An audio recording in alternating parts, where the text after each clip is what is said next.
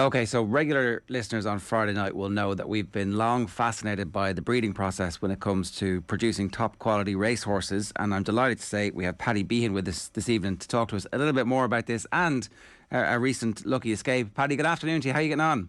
Not too bad in yourself, Ger. I'm very well. I'm very well. We've been trying to set this up for a while, and then it turned out we just had to get you on because of something that happened recently. Before I get to the drama at the end of this story, maybe you might just explain a little bit about what your role in the whole breeding process is and kind of what scale you guys are at. We're at a very, very small scale. So it's pretty much my dad and I, and next year the family were always into horses for many years. And then Dad got into a mare through an uncle of mine. He ended up buying her, racing her, and lo and behold, ended up being the dam of Altior, which triggered all the rest. And I've been handling horses and dealing with horses since I'm 12, 13 years of age or something like that, but just small numbers. So we're not big shots by any way. We're just very lucky to what we bred so far. And so, take us back to Altior. How many other horses would you have had even in foal at that stage? We had two other mares. I actually had a mare myself, which I bought, and that didn't work out. The usual thing, coming out of the tiger. Usual. So, we had Monty, and we had a half sister to Monty, and then a mare I had, and that was pretty much it. And at the moment now, we are up to a third mare, one we just recently bought back that we sold, and that's it. So we've always been just really tipping away with 2-3 mares. That's it, and yeah. I think we often have the conversation on the show with Johnny in particular about like what the difference between National Hunt and Flat is, and obviously they're chalk and cheese, but the ability of somebody at your scale to produce a horse like Altior is kind of the romance of the game. It seems from the outside anyway that you guys can produce. So just in case anybody who's not a racing fan, just tell us how special Altior actually ended up being. Oh, well, he's a horse of a lifetime, I suppose. It's like any athlete you look at, like the likes of a Usain Bolt or anything like that. It's just these figures that you get every now and again. And thankfully, Altior seemed to be one of them. He's the most consecutive wins ever over jumps. And he had this fastest Supreme Novice time up until I think it was just broken this year. So he's just an exceptional animal. And his turn of pace and just the way he won, I suppose, is one of the biggest things. He just flick into a different gear and you're just like, you think he's gone. Then he changes into another gear and lo and behold, he puts 7 lengths into a horse in the space of nothing. It is incredible, really, that like that all-time great horse came from a really small operation where you and your dad are doing it for the love of the game more than anything. Yeah, it's one of those. So my grandfather bred horses. I have uncles at it. I had an uncle training. Both uncles trained, and one uncle training up until recently, and they've bred a great horse lately that finished second there, just a Little Big Bear in the Curragh. So they're sort of back on the right track as well with breeding too, because it's a fickle game. It's up and down like a yo-yo, and that's the first horse my dad ever owned was Monte Solaro, and it just worked out. But he did also risk it when most National Hunt people wouldn't. He spent probably more on the mare than anyone would as regards stallion fees, and he wouldn't have had the money or anything like that at the time. He just said, if that's the right stallion for the mare, that's where she goes. And we'll just see what. And we're learning more and more about it because we're taking different advice over the years. So if we went back, we do it very differently, very, very differently. But we're learning all the time. We're very new in it, myself and Dad, and we take advice, as best advice as possible from people. And then you're trying to root through that advice to see what's actually the best, because we are far from experts. It's a game of an educated guess. That's probably the best way of putting it. In terms of that thing that you said there about going back and doing it differently, is there something specific that you have in mind when you're talking about that? Yeah, like we went to a lot of out-and-out National Hunt stallions, that you're breeding a 3-mile horse. And the thing is, it's like all sports people, that sports person that has the turn of pace is always better. And the key is, you can go for a longer race or a shorter race. The key is if that horse has gears or that as it changes pace, that's the most important thing. Because you can always go for a shorter race if they don't stay. That's my opinion now. Probably a lot of people would argue with that. And you can see the times in all these races are getting quicker and quicker and quicker. The breeding in Ireland is getting better and more fine-tuned. So you have to be up with it, and you have to be pushing the needle. And those out-and-out national hunt stallions, you have to be very careful using them. They'll still sell well in sales and different things, but are you going to breed a superstar? That's interesting, isn't it? That your experience, and does that come off the back of the experience of Altior? Can you talk to us about where did you send Altior's mother? So Altior sires High Chaparral, and he was actually, we went to him for, I think when we covered him first time, we went to him 3 or 4 times, and he went from 15,000 down to 5,000, if I remember correctly, 5 or 8,000. And normally at that stage, the max a lot of national hunt people would be spending would be between 5, 7, 8, 3 to 8,000. That would be the max a national hunt sire would be. But he came out his racing, and then they thought he was a flop, a bit of a dud. And he went on and then had big success in Australia, which brought him back up into the limelight. And then the poor fella died with colic. So that's why we probably haven't seen as many winners as he should have had. Okay, but they might start to filter back into the system, and that bloodline could make a re-emergence, could it? Well, yeah, it's hard to tell. It's hard to tell. Probably the sire out there at the minute that's the closest bred to him is Free Eagle. It was in the national hunt the national stud the last few years. So he's probably the closest bred horse to him, or the most similar bloodline. So there isn't many. He didn't get to cover as many as he should have. Right. Okay. So maybe Altior is an outlier then in some respects. And am I right in saying there was a half brother or half sister that Kevin Doyle was involved into Altior? Is that all part of the same tree? Yeah, that's the same tree. So, and there was a full brother to Altior who finished second first time out, and then died on the gallop, broke his leg in the gallops. I think Charlie Swan was riding him, just training, and Dad met him soon after. He said he could nearly cry, he said, because obviously he showed big potential as well. But Kevin Doyle then, so we covered the mare by Camelot, and it was actually very much a similar thing.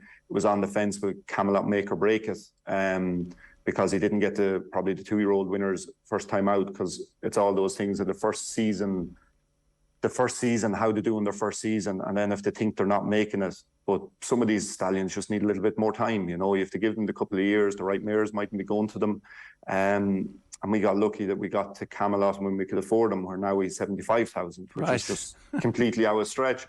And then we went to the sales with the foal, because we're not set up. We haven't enough land. We haven't got the setup to keep foals longer to 3-year-olds. So generally, if we've a colt, we have to sell it as a foal. We're just not set up for it.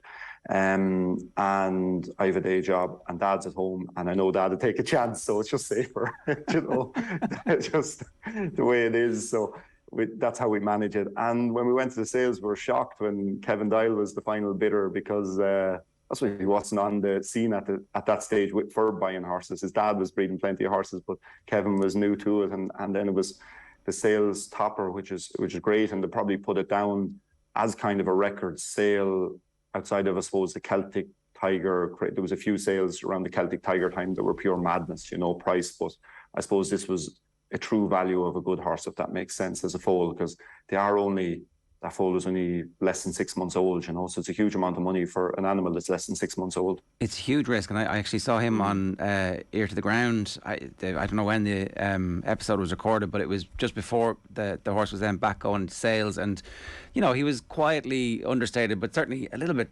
anxious, I would say, about what's going to happen next. And it turns out that the horse then sold subsequently again, having increased in value.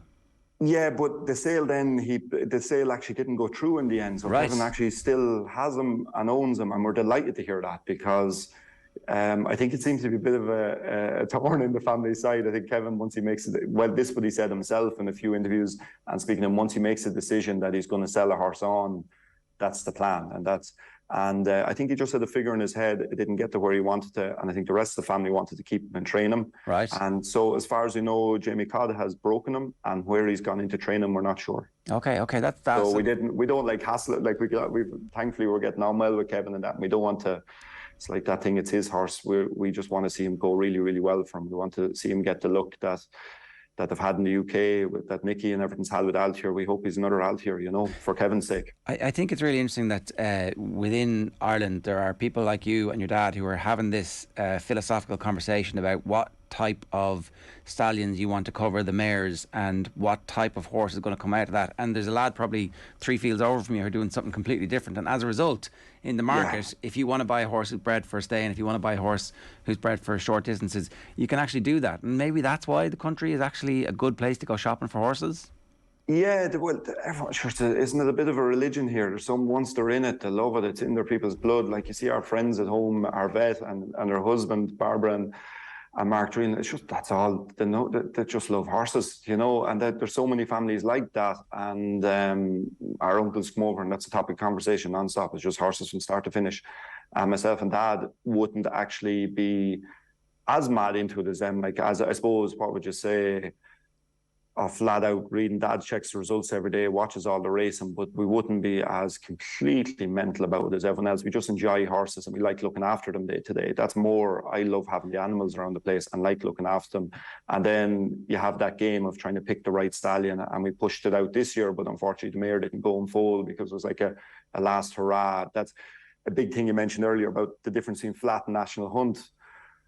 By the time you realise your national hunt mare is good, your mare's already nearly finished. Right. Because you're waiting until a horse, most national hunt horses don't prove themselves till they're 7, 8 years of age. You know, 6, 5, 6. If you have a national hunt winner as a 4-year-old, that's brilliant. You know, that's what you're always looking for them to win at 4, because then you know what's coming afterwards, and it gives you a bit of time. And on the flat, you're looking for them to win at 2. Yeah, but then they're gone quicker too if they are. But yeah, so it's a tricky one. But you have less money invested in national hunt. But it's a long out road. It is a long out road. So, and is 2 or 3 mares the limit of what you want to get to? Because it gives you that everything that you want and gives you all the opportunities without actually bringing the burden of having 15, 20.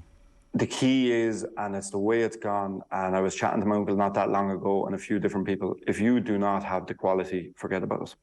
Now, there is the few people out there who are absolutely exceptional at looking at the foal and saying this foal actually has something special and this will turn into something good as a 3-year-old. So they're not actually looking at the page, so to speak. They're not looking at the pedigree. They're looking at the animal. But those people that have that gift, there's not many of them. That's my opinion. And to be able to pick, and then having the financial capacity, if it doesn't sell well as a 3-year-old, take it to the racetrack. That's another thing where the likes of us, we need the top quality mare. We need the mare that has the black type, all the black type on the page, and you go to your good stallion, and then at least you're fairly guaranteed your sales result at the end once the horse is correct and right. They still have to have a straight leg and can't have any nicks or cuts or any of that stuff to turn them off. You said you have a day job there as well. Is that important to you to actually not be fully immersed in it, to give yourself a little bit of headspace so that you can actually be thinking about something, and then the inspiration for what type of horse you want or what type of stallion you want to cover the mare? Is that good, just to not be fully immersed in it? I don't know. I'm a farmer at heart, so probably if I had my wish, I'd be farming 100% of the time. And that's, yeah, I'm a farmer at heart. I'd probably feel nothing better than having 500 or 600 acres there and 40 of it for horses and the rest in tillage or something like that. So that's where my heart is now, being honest. So I don't know. I'd be happy out dealing with the horses every day. It's just, it is what it is. It takes a while before you figure this out and that you can get a proper income from it. And the thing is, we've had a few sales successes in recent years, but they're only in recent years, and you can't guarantee how long it's going to continue. The mare isn't in foal this year. She's 22. We do everything in our power. When you look at her, she looks amazing. She looks, if there was anything wrong with her, we wouldn't even be trying. You know what I mean? But she's a tricky mare to get in foal, like most of the good ones are. That is the nature of it. Otherwise, it'd be too easy, I suppose. It's not. You just have to do everything right and keep at it and at it and at it. And even when you do everything right, you're not guaranteed anything at the end. That's the mystery of the whole thing, and that's what we've really enjoyed, having those conversations with people like this who are involved in kind of what you say is like a bit of instinct and a bit of science and a bit of magic and that whole lifestyle side of it as well. I do want to talk about something that happened just recently. Johnny Ward was writing about this in the Sunday Business Post. Somebody tried to steal your horses. Yeah. So we bought back Princess Leia from a friend. We sold it to him when she was 2 or 3. So she would be a year younger than Altior, if I remember correctly. She was the next foal after Altior. And or sorry, just before Altior. So she's a year older than Altior. So she was born 2009, if I remember, trying to figure out the dates in my head here. So we sold it to a friend and ended up being a very good race mare, won 2 races and got black type listed race. So it ticked the box, and he just said, would we be interested in buying her back? He was thinking of getting out of horses, and we said 100%, because the other mare's getting older. So it was a mare, and we brought her back, and we had her in isolation, because you just have to do that to keep them away. If they're not vaccinated, you have to keep them away from any other mares in foal, because there's disease that can force the other mares to abort. So we kept her isolated, double-gated field, well looked after, proper heart, and there's always people down there. My dad was there just a couple of hours before feeding her, and next minute a lady who was walking by the field that lives close by said, this doesn't look right, and there was lads there trying to load her in the foal up, and she called another neighbour, and that neighbour came running down, and then they rang the friends of ours who owned the field. They were just doing us a favour, to stick her out there. There's not a bother. Gate was locked, everything. You couldn't have been better, really secured. We're just blessed they were walking by, and unfortunately the foal got a bad nick, but it's healing very, very well. So we were worried if the foal had been left, the foal would have actually bled out and died. Jesus. So it was a serious cut, but it wasn't that, and that's actually going to hamper the foal in the long run. So we're very, very lucky. It's just they were there on the pulse. They got it dealt with, sorted, and thankful. The mare's perfect. The mare's back home with us now, with the foals weaned. Our other foal out of our own mare is weaned as well. So we did all that this week. Dad was sorting all that when I was at work, and so we're very, very lucky now. Wow. Very, very lucky. It would never cross your mind. I certainly never crossed my mind that this is something you need to be aware of. Like, the only time I've heard of horse napping is Shergar. Is this something that is like actually when you're talking to other people going, yeah, the same thing happened to us, or were people shocked? People were shocked, because especially if people are robbing them, that generally don't, as far as we're aware, what we hear, people generally don't go for thoroughbreds because they are more hassle, they're softer, they're not as hardy, that's just the reality of them, So, and they're worthless. Once you don't have the passport, they're microchipped, there's DNA tests, they're worthless to you. So we just don't know was it someone robbing them that they just cover with a half-bred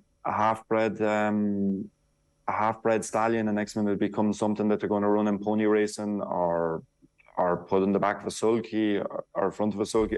We just don't know. It's really, really, and a lot of people caught the article that was in the Racing Post, and I couldn't believe the amount of people that got in touch with me, said they've actually increased security around the place, because generally speaking, you had this safety that the horse is worthless to them, and there's people out there with mares that are worth 3 times the price of a farm, and they've only a couple of mares.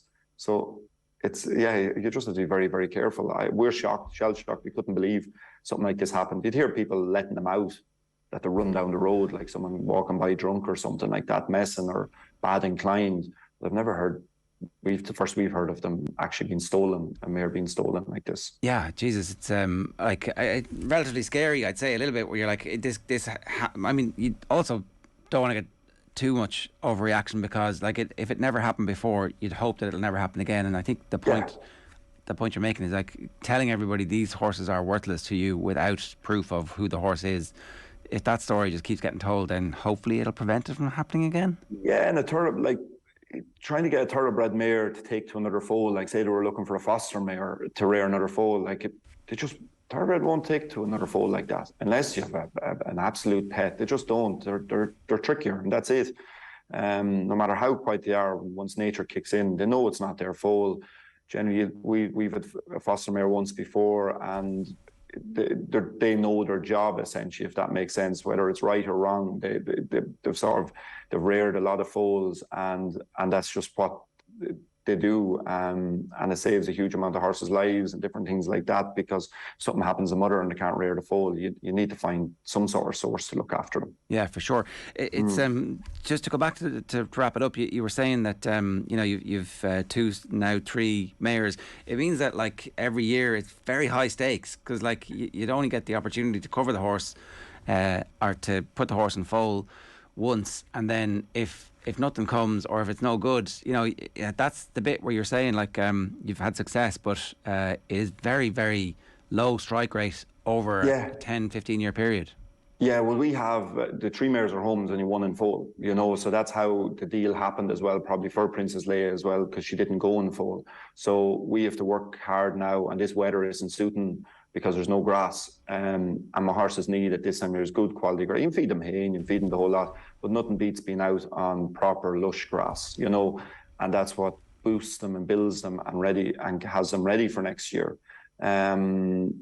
So you're always on the back of, and what ends up happening if you one good mare and 3 middling mares or poor mares or unproven mares is probably the way to put it. The good mare pays for them all, so that's what the theory is. So, and then you end up with no profit out of it because you're throwing good money against bad money, trying to prove these other mares. So it's so important that you have the right stock around, because to keep a good one or keep a middling one or a bad one, it's all the same cost. Yeah. The covering fees might be different, but they're going to eat the same amount. They get the same doses, the same everything. So your costs are your costs. So you might as well be trying to keep the best. And when this opportunity came to get back into another black type mare, we couldn't turn it down. Like I'd say if it put us on the road to get the money together, that's what we would have done. Because it keeps us in horses. Monty's 22 now. The chances of her having another foal is very long. It's a long shot, but we will try. Once she's healthy, we'll try again next year. But if she's not healthy, she'll stay at home and she'll retire and she'll graze for the end of her days. Right. Well, we wish you the very best of luck with Princess Leia. And I guess you're at work at the moment. I think I recognise the wall behind you. I am at work. Yeah. You better tell everybody where it is. Just. I run a brand called Specialized Bicycles, and we're out in City West in the old stone building, Brown's Barn, just on the end of the N7. So if anyone's after any bikes or different things, from kids to the highest end racer, we have it all here. Very good, very good. It's an incredible story. The end of it is nearly as interesting as the start of it with Altior as well, but it's obviously a long, continuous one. We wish you the very best of luck with it, Paddy. Thanks a million for joining us. Thanks a million, Ger. Have a good one. Cheers.